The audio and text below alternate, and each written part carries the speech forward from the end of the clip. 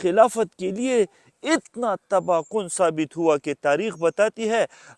عباسی خلیفہ المستعصم نے منگولوں کے حملوں کو روکنے کے لیے کوئی مؤثر حکمت عملی نہیں بنائی، نہ ہی فوج کو ان کے مقابلے میں کھڑا کیا، ان کی دفاع انتہائی کمزور تھی۔ پھر 10 فروری 1258 کو ہلاکو خان کی فوجیں جب بغداد میں داخل ہوئیں تو انہوں نے اتنا خوفناک قتل عام کیا تھا جو آج بھی تاریخ میں یاد کیا جاتا ہے۔ انہوں نے پھر بڑوں کو نہیں دیکھا، چھوٹوں کو نہیں دیکھا، عورتوں کو نہیں دیکھا، مردوں کو نہیں دیکھا، لاکھوں لوگوں کو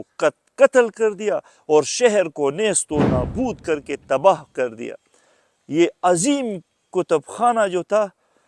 جو میں نے آپ لوگوں کو بتایا، ان کو بھی آگ لگا دی۔ بغداد کی نہروں میں